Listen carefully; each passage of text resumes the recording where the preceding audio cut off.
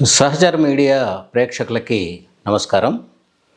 ఈరోజు 10 సంవత్సరాలుగా నలుగుతున్నటువంటి సమస్య, అది ప్రధానంగా ఆంధ్రప్రదేశ్కు సంబంధించినటువంటి సమస్య. ఆంధ్రప్రదేశ్కి అదేం శాపమో కానీ 70 సంవత్సరాలైనా సరే ఎప్పుడు వేరే చోట ఉండడమో, తమది కాని చోట ఉండడం అనేటటువంటిది రాజధాని పెద్ద సమస్యగా పరిణమించింది. ఉమ్మడి ఆంధ్రప్రదేశ్ విభజన తర్వాత తెలంగాణకి ఉన్నది, ఆంధ్రాకు లేనిది రాజధాని. తెలంగాణకి ఉండేటటువంటి రాజధానిని ఉమ్మడి రాజధానిగా చేసుకోవాలనేటువంటి ప్రయత్నమే చేశారు. కానీ వాస్తవంగా ఒక ఆంధ్ర జాతి అనేటటువంటి దానికి రాజధాని శాపాన్ని విముక్తి చేయడానికి ఆంధ్రప్రదేశ్ పాలక పార్టీలు ఏనాడూ ప్రయత్నం చేయలేదు. ఆంధ్రప్రదేశ్ విడిపోయి 10 సంవత్సరాలైంది. 10 సంవత్సరాలలో 2 ప్రభుత్వాలు మారాయి, 3వ ప్రభుత్వం వచ్చింది. ఈ 10 సంవత్సరాలలో ఆంధ్రప్రదేశ్ రాజకీయాలు అన్నీ కూడా రాజధాని మీదనే, రాజధాని చుట్టే తిరిగాయి, లేని రాజధాని చుట్టూ తిరిగాయి. ఒక మాటలో చెప్పాలనంటే అసలు రాజధాని నిర్మాణానికి ఇంత కష్టపడాల్సిన అవసరం ఏంటో తెలియదు. ఉమ్మడి మద్రాసు రాష్ట్రం నుంచి విడిపోవడానికి ఆంధ్రులు ప్రయత్నం చేశారు. భాషా ప్రయుక్త రాష్ట్రాల పేరిట సరే ఆ రాష్ట్ర విభజన జరిగింది. అప్పటికి కూడా ఆంధ్రప్రదేశ్కి ఒక రాజధాని నిర్మించుకోవాలనేటటువంటి ఆలోచన లేనే లేదు. దానికి తగిన ప్రణాళికలు వేసుకునే లేదు. అప్పటి ఆంధ్ర విభజన, ఉమ్మడి మద్రాసు నుంచి విడిపోయినప్పుడు మనం ఎక్కడ ఉండాలి, మన రాజధాని ఎక్కడ నిర్మించుకోవాలనేటువంటి ఆలోచన లేకుండా ఎంతసేపు మద్రాస్ మాకు కావాలని చెప్పేసే గొడవ చేశారు, ఆందోళనలు జరిపారు. కానీ అసలు మనమే మన ప్రాంతంలో, మన ఆంధ్రులు ఉండేటటువంటి ప్రాంతంలో రాజధాని నిర్మించుకోవాలనేటువంటి ఆలోచన అప్పటి పాలక పార్టీలు చేయలేదు. ఆ పాలక పార్టీలు ప్రజల్ని కూడా చాలా జాగ్రత్తగా మిస్లీడ్ చేశాయి, పక్కదారి పట్టించాయి. అసలు ఒక రాష్ట్రము, లేదా ఇదివరకైతే రాజ్యము, ఇప్పుడైతే రాష్ట్రము, రాష్ట్రానికి ఒక రాజధాని కావాలి. అలాంటి రాజధాని అవసరాన్ని గుర్తించి ఆ రాజధాని నిర్మాణానికి ప్రజల్ని సమాయత్తం చేయాల్సినటువంటి పాలక పార్టీలు ఆ విషయాన్ని విస్మరించి తమ మీద ఎలాంటి భారం పడకుండా, తాము ఏమాత్రం కష్టపడకుండా ఏదో రకంగా రాజధాని సమస్య నుంచి బయటపడాలనే చూశారు. దానిలో భాగమే హడావుడిగా కర్నూలు రాజధానిగా ఎంచుకున్నారు. కర్నూలు రాజధాని కూడా ఎంచుకున్నటువంటిది నిజంగా ప్రజలందరి అభిప్రాయము, పాలక పార్టీల అభిప్రాయాలన్నీ క్రోడీకరించి తీసుకున్నటువంటిది కాదు. అది ఒక ఒప్పందంలో భాగం. అదేంటిదంటే, ఈ ప్రత్యేక ఆంధ్ర రాష్ట్ర ఆందోళనలో భాగంగా ఉన్నప్పుడు రాయలసీమ ప్రాంతం చెన్నైకి, అప్పటి మద్రాస్కి చాలా దగ్గరగా ఉండేది. వ్యాపార సంబంధాలు, అనేక రకాలైనటువంటి పాలనాపరమైన సంబంధాలన్నీ కూడా మద్రాసుతో ఎక్కువ ఉండేటటువంటివి. ప్రధానంగా తూర్పు కళింగాంధ్ర లేదా ఉత్తర దక్షిణ కోస్తాలకి కంటే కూడా నెల్లూరు, కర్నూలు, కడప, చిత్తూరు, అనంతపురం ఈ జిల్లాలకి ఎక్కువ సాన్నిహిత్యం ఉండేటటువంటిది చెన్నై తోటి. అది ఈ రోజు కూడా కొనసాగుతుంది, అది వేరే విషయం. ఇలా జరిగినప్పుడు కర్నూలు రాజధాని చేస్తేనే మేము ఈ ప్రత్యేక ఆంధ్ర రాష్ట్రం కోసం ఆందోళనలో పాల్గొంటామనేటటువంటి ఒక ఒప్పందం జరిగి, ఆ ఒప్పందంలో భాగంగా కర్నూలులో పెట్టారు. ఆ ఒప్పందమే శ్రీబాగ్ ఒప్పందం. శ్రీబాగ్ ఒప్పందంలో భాగంగా అది ఆంధ్రప్రదేశ్కి ఎటూ కానటువంటి కర్నూలు జిల్లాలో పెట్టారు. ఆ కర్నూలు జిల్లాలో ఒప్పందంలో భాగంగా పెట్టారు, కానీ ప్రజలకందరికీ సౌకర్యంగా ఉండేటటువంటి ఆలోచనలు చేయలేదు. ఒప్పందం ప్రకారంగా పెట్టాల్సి వచ్చింది. దానిలో భాగంగా హైకోర్టుని గుంటూరులో పెట్టుకున్నారు. హైకోర్టు గుంటూరులో పెట్టుకొని అక్కడ అప్పటికే రాజధాని పూర్తి స్థాయి రాజధాని కాదు. మరి కర్నూలులో రాజధాని చేసుకున్న తర్వాతనైనా దాన్ని పూర్తి స్థాయిలో డెవలప్ చేశారా అని అంటే అది కాకుండా 1953లో విడిపడినటువంటి ఆంధ్ర రాష్ట్రం 1956 వరకు తెలంగాణలో భాషా ప్రయుక్త రాష్ట్రాల పేరిట భాషా ప్రయుక్త రాష్ట్రాలు ఏర్పాటు చేయాలనేటువంటి ఒక తలంపును తీసుకొచ్చి హైదరాబాద్ అయితే మనం కలిసి ఉంటే హైదరాబాదు రెడీమేడ్ రాజధాని ఉంది అని చెప్పేసి ఆ ఆలోచనతోటి హైదరాబాద్ రాజధాని ఉంది కాబట్టి ఇంకా మనం రాజధాని ఏర్పాటు చేసుకోవాల్సిన అవసరం లేదనేటటువంటి చేసి కర్నూలులో గుడారాలలో ఉండేటటువంటి తాత్కాలికంగా ఏర్పాటు చేసినటువంటి గుడారాలు అలాంటి దాని నుంచి తీసుకొచ్చి హైదరాబాదులో సిద్ధంగా ఉండేటటువంటి భవనాలలో చేరిపోయి అసలు ఆంధ్రప్రదేశ్కి లేదా ప్రత్యేకమైనటువంటి ఆంధ్ర ప్రాంతానికి ఒక రాజధాని ఉండాలనేటటువంటి ఆలోచనే లేదు నాయకత్వానికి. ప్రజలు అటువైపు ఆలోచించకుండా చేశారు.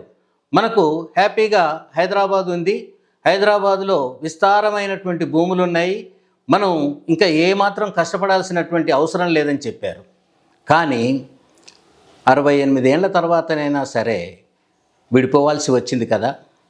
ఎప్పుడైనా ఏ ప్రాంతమైనా ఎప్పుడూ ఒకటిగా కలిసి ఉంటామనేటటువంటిది అనుకోకూడదు. ఎందుకనంటే ఏ ప్రాంతమైనా ఎప్పుడైనా విడిపోవచ్చు. ఎందుకనంటే చరిత్ర క్రమమే చెప్తుంది. ఏంటిది? దేశాలు వలస పాలనలో ఉండేటటువంటి దేశాలు స్వాతంత్రాన్ని కోరుకున్నాయి, జాతులు విముక్తిని కోరుకున్నాయి, అలాగే ప్రాంతాలు రాష్ట్రాలను కోరుకుంటున్నాయి అనేటువంటిది కొత్త విషయం. అలా ఏర్పాటు కావలసినటువంటి అవసరం ఉంటుంది అని చెప్పేసేసి ఆంధ్రప్రదేశ్కి సంబంధించినటువంటి పాలక వర్గాలు అనండి, పాలక పార్టీలు అనండి, ఏవి కూడా ప్రజల్ని అటువైపు ఆలోచింపనే చేయకుండా చేశారు. కానీ ప్రత్యేక తెలంగాణ రాష్ట్రం ఏర్పడాల్సిన పరిస్థితి వచ్చినప్పుడు పెద్దగా సమస్యను సృష్టించింది ఏంటయ్యా అంటే రాజధాని సమస్య. దానికోసం ఉమ్మడి రాజధానిగా ఉండాలని, రాజధాని అనేటటువంటిది మనం ఎక్కడ నివసిస్తున్నామో ఒక ప్రాంతం అంతా కలిసి ఒక కేంద్రం ఏర్పాటు చేసుకోవటం, అది పరిపాలనా కేంద్రం. ఇదివరకు అయితే రాజు ఉండేటటువంటి ప్రాంతం పరిపాలనా కేంద్రం. ఇప్పుడు ముఖ్యమంత్రి, మంత్రులు, ఎమ్మెల్యే, శాసనసభ, కోర్టు ఇవన్నీ కలిగి ఉండేటటువంటి ప్రాంతం ఒక రాజధాని. అలాంటిది కాకుండా 10 సంవత్సరాలు ఉమ్మడి రాజధానిగా ఉంది అని చెప్పేసేసి ఇక్కడి నుంచే పరిపాలించాలని చూశారు. కానీ ఈ లోపుగానే 10 సంవత్సరాల లోపు ఈ పరిపాలనా భవనాలని, వాళ్ళకు ఉండేటటువంటి వేరువేరు డిపార్ట్మెంట్లని, కోర్టుల్ని, సచివాలయాన్ని, వీటన్నిటిని ఏర్పాటు చేసుకోవాలనేటువంటిది ఆలోచన చేయలేదు. దానికి చేయకపోగా రాజధానిని మేము నిర్మిస్తాము అని చెప్పేసి ఓ కలల ప్రపంచంలోకి తీసుకెళ్ళాడు చంద్రబాబు నాయుడు. అది చాలా తప్పు. అసలు రాజధాని ఎక్కడ నిర్మించాలని చెప్పారండి? రాష్ట్ర విభజన బిల్లులో శివరామకృష్ణన్ కమిటీ చెప్పినటువంటిది మొత్తం రాష్ట్రమంతా తిరిగి, ఆంధ్ర రాష్ట్రం అంతా తిరిగి చేసినటువంటి సిఫార్సులలో అమరావతి లేదు, మంగళగిరి ప్రాంతం లేదు. వాళ్ళు సూచించినటువంటి దాంట్లో దొనకొండ, ప్రకాశం జిల్లాలో విస్తారమైనటువంటి ప్రభుత్వ భూములు కలిగినటువంటి ప్రాంతం, ఏమాత్రం ఖర్చులు అవసరం లేకుండా పరిపాలనా భవనాలను కట్టుకొని రాజధాని ఏర్పాటు చేసుకోవడానికి వీలైనటువంటి ప్రాంతంగా చెప్పారు. అయితే ఈ ప్రాంతం కూడా కృష్ణా జిల్లా, గుంటూరు జిల్లా మధ్యలో ఉండేటటువంటి ప్రాంతం. అది మొత్తం ఆంధ్రప్రదేశ్ రాష్ట్రానికి కేంద్రంగా ఉంటుంది అని చెప్పేసేసి అనుకున్నారు. వాస్తవమే. ఎందుకంటే ఇటు రాయలసీమ నుంచి కానీ అటు కళింగాంధ్ర నుంచి కానీ కేంద్రంగా ఉంది, మాట వాస్తవమే. అక్కడ కృష్ణానది ఉంది. ఆ కృష్ణానది పక్కన ఒకవైపు విజయవాడ, మరొక వైపు గుంటూరు, మధ్యలో మంగళగిరి ప్రాంతం.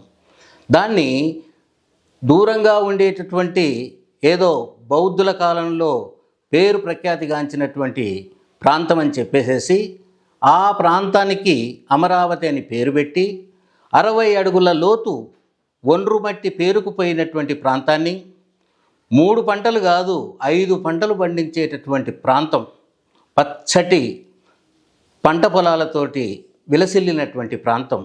ఆ ప్రాంతంలో మేము ఒక అందమైనటువంటి అందరికీ కన్ను కుట్టేలా, న్యూఢిల్లీ ఈర్ష్యపడేలా లేదా హైదరాబాద్ ఈర్ష్యపడేలా ఒక రాజధాని నిర్మిస్తామని చెప్పేసి కలల ప్రపంచంలోకి తీసుకెళ్ళాడు. దాదాపు 300 కోట్లు ఆ డిజైన్లకే పెట్టారు. అలా కాకుండా అక్కడ పంట పండేటువంటి భూముల్ని కేంద్రీకరించుకోవడానికి సమీకరించుకోవడానికి ల్యాండ్ పూలింగ్ అనేటువంటి కొత్త సిస్టమ్ తీసుకొచ్చారు. దానికి వ్యతిరేకంగా అక్కడ ఉండేటటువంటి రైతులు కొంతకాలం ఆందోళన చేశారు. కానీ ఈ పూలింగ్ సిస్టమ్ వల్ల వాళ్లకు కలిగేటటువంటి ప్రయోజనాలు, వాళ్ళ ప్రాంతంలో రాజధాని వస్తే వచ్చేటటువంటి గొప్ప అవకాశాలని చెప్పి సిఆర్డిఏ అని ఒకటి మొదలుపెట్టేసేసి మీకు ఏమాత్రం నష్టం జరగదని చెప్పి రాజధానికి అవసరం లేని 40,000 ఎకరాల భూమిని రాజధానికి అవసరం లేని 32,000 ఎకరాలకు పైగా భూమిని సమీకరించారు ల్యాండ్ పూలింగ్ ద్వారా. వాళ్ళకందరికీ కౌలు కట్టాలని చెప్పేసి, ఎందుకంటే వాళ్ళ పొలాలు తీసుకున్నారు కాబట్టి వాళ్ళకి అభివృద్ధి చేసిన తర్వాత ఇచ్చేటటువంటి ల్యాండ్ ఏదైతే ఉంటుందో అది కాకుండా అంతవరకు నష్టపోయినటువంటి దానికి ఇది చేయాలి, ఈ కౌలు ఇవ్వాలనేటువంటిది ఏర్పాటు చేశారు. దానికోసం సింగపూరు ఎక్కడెక్కడో కన్సల్టెంట్లను పెట్టి ఇది చేశారు. ఇంత చేసేసినప్పుడు అమరావతిని ఆనాడు జగన్ కూడా అంగీకరించాడు. ఎందుకు అంగీకరించాడు అనేటువంటిది మనకు తెలియదు, కానీ అంగీకరించిన మాట వాస్తవం. దాన్ని కొంత ఇది చేసిన తర్వాత 5 ఏళ్ళు గడిచిన అమరావతిలో తాత్కాలిక భవనాలు, ఒక్క వర్షం పడితే కారిపోయేటటువంటి భవనాలు నిర్మించారు. అదే కాకుండా ఒకసారి గట్టిగా వరదలు వచ్చేసేస్తే కృష్ణానది పొంగి పొర్లితే అమరావతి ఏమవుతుందో అనేటటువంటి పరిస్థితి కూడా వచ్చింది.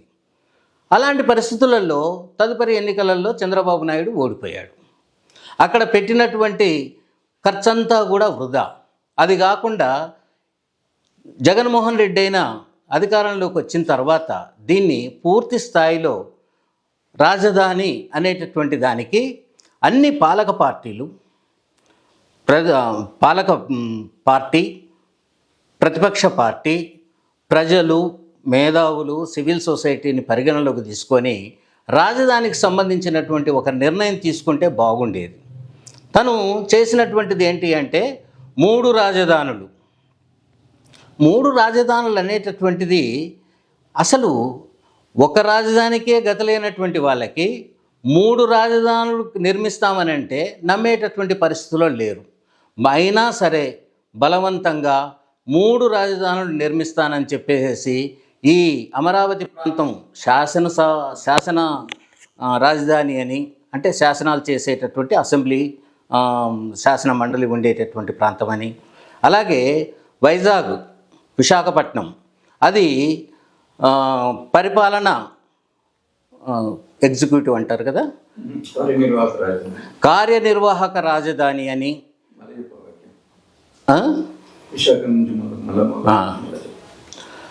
వైజాగ్ని కార్యనిర్వాహక రాజధాని అని అంటే అక్కడ సచివాలయము, డిపార్ట్మెంట్ హెడ్స్ ఉండేటటువంటి ప్రాంతంగా తయారు చేస్తామని చెప్పేసి అదొక రాజధానిగా, న్యాయ రాజధాని రాయలసీమ ప్రాంత వాసులు ఇబ్బంది పడకుండా ఉండాలని వాళ్ళని ఒక రకంగా ఏమంటారు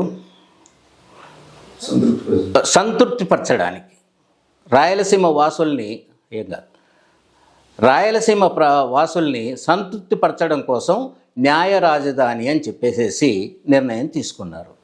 ఇది చేసినప్పటికి కూడా 10 ఏళ్ళు అయిపోయింది. 10 ఏళ్లలో విశాఖపట్నంలో జరిగింది ఏమీ లేదు, అమరావతిలో జరిగింది ఏమీ లేదు, కర్నూలులో జరిగింది కూడా ఏం లేదు. ఇదే శాపమో కానీ అప్పటి నుంచి ఇప్పటిదాకా రాజధాని వేటలోనే పాలకులున్నారు, రాజధాని లేకుండా ప్రజలున్నారు. రాజధాని అనేటటువంటి ఒక చిన్న విషయాన్ని మోస్ట్ కాంప్లికేటెడ్ చేసి, అదేదో పెద్ద సమస్య అయినట్టుగా చూపించేసేసి, రాజధాని నిర్మాణమే అత్యంత ప్రధానమైనటువంటి విషయంగా తయారు చేసి ఈ రాజధాని చుట్టే ఆందోళనలు జరుగుతున్నాయి, చర్చలు జరుగుతున్నాయి, రాజకీయాలు జరుగుతూ ఉన్నాయి. ఈ పాలక వర్గాలు, పాలక పార్టీలు అయితే ఉన్నాయో దాని కేంద్రంగానే రాజకీయాలు నడిపిస్తూ ఉన్నాయి ఇప్పటి వరకు. ఏది ఏమైనప్పటికీ కూడా చెన్నై నుంచి విడిపోయిన ఆంధ్రులు 70 సంవత్సరాలు, ఇప్పటికి 7 దశాబ్దాలు తమది కాని రాజధానిలో ఉన్నారు, తమకు లేని రాజధానిలో బతుకుతున్నారు. ఇది అత్యంత బాధాకరమైనటువంటి విషయం. ఈ రాజకీయ నాయకులు ఆలోచించకపోయినా ఆంధ్రప్రదేశ్ ప్రజలు ఖచ్చితంగా తమ ప్రాంతంలో అనువైనటువంటిది, అంతగా ఇబ్బంది లేనటువంటిది, సౌకర్యవంతమైనటువంటి రాజధాని ఏర్పాటు చేసుకోవడానికి ఆలోచించుకోవాలని చెప్పేసి నేను భావిస్తున్నాను. Thank you.